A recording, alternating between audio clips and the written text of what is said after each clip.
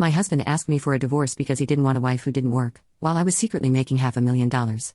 Shortly after, he married my best friend, as if life was all set for them. But what he didn't know was that everything was about to turn against them in ways they never imagined. After not seeing him for a month, John just thrust a divorce lawyer's business card at me without even asking. "Are you okay, or how are you feeling?" he said.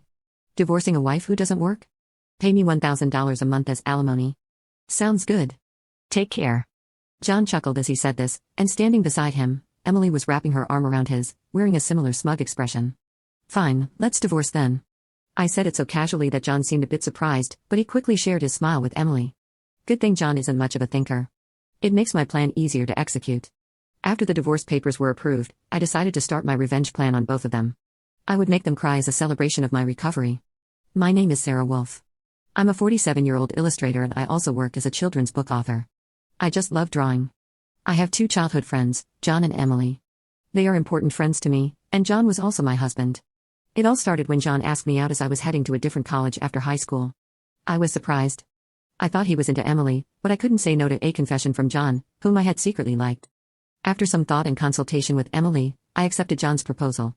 Emily's behavior had been a bit problematic since our teens, but she was still a dear friend to both John and me. However, Emily had a tendency to snatch other people's boyfriends and then dump them once they became obsessed with her, causing problems time and again.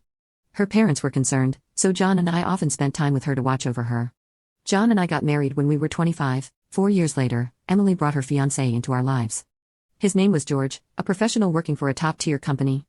"Nice to meet you, Sarah. And John. I've heard so much about you. Looking forward to our future together," George said. Very polite. We all got along immediately. We would get together during holidays and vacations, taking trips or going on long train rides to enjoy some drinks. However, things started falling apart after Emily got pregnant 2 years into her marriage.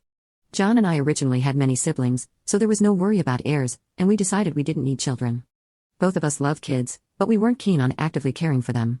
Besides, we loved our freedom to travel and enjoy drinks. We often found it heartwarming to see families with children, but it was never more or less than that. When Emily announced her pregnancy, John's attitude started to change.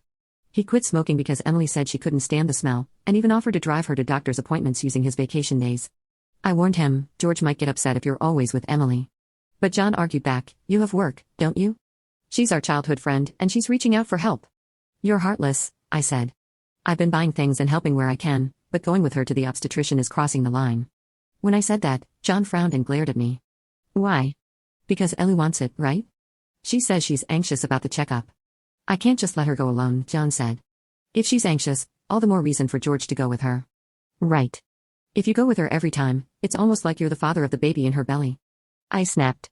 "Jealous? You're not going to get pregnant anyway, so what's the problem?" John didn't take my concern seriously, instead started snapping at me, saying I was being annoying.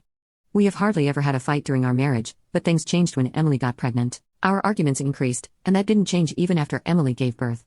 In fact, John started spending even more time with Emily and their child, Emma. But when Emma was 6, an incident occurred. It had to do with the attendees of Emma's graduation ceremonies. The day before the graduation, John suddenly started rummaging through the closet. "John, what are you doing?" "I have a meeting tomorrow," I asked. John's workplace had a casual dress code, but there was a rule to wear a suit during client meetings, so he always kept a few suits ready. But they were all thrown on the bed now. "Oh, no, just trying to decide what to wear for the graduation ceremony," John replied casually. "What? You're seriously thinking of attending the graduation?" "Yeah." "George can't make it," Emily asked me, he responded. "Wait, that's absurd, no matter how you look at it." I raised my voice in disbelief. John's face turned sour immediately. I knew he occasionally picked Emma up from kindergarten, and I had done so myself when asked. Yet it was nonsensical for a childhood friend who wasn't even a biological parent to attend the graduation ceremony. "You still doubt me and Emily?" "I'm disappointed that you can't even help out," John said. "That's not the point.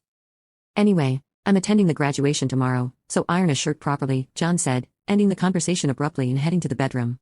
I had no choice but to call Emily. "Hello, Emily. About tomorrow?" Sorry about tomorrow. I'm borrowing John." "But won't George be upset about the graduation attendance?" "Sarah, what are you talking about?" "Obviously, I haven't told George that the graduation is tomorrow. I'll tell him after the ceremony." I was shocked to learn that George didn't know about the graduation schedule.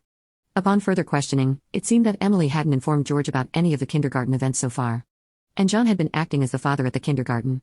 It made me dizzy with the selfishness of it all. "Wait a minute, Emily. Isn't that extremely unreasonable?" It's disrespectful to George just because he's a childhood friend. Hey, what's wrong? Sarah, you're scary. Well, see you tomorrow. Emily hung up on me, leaving me trembling with anger.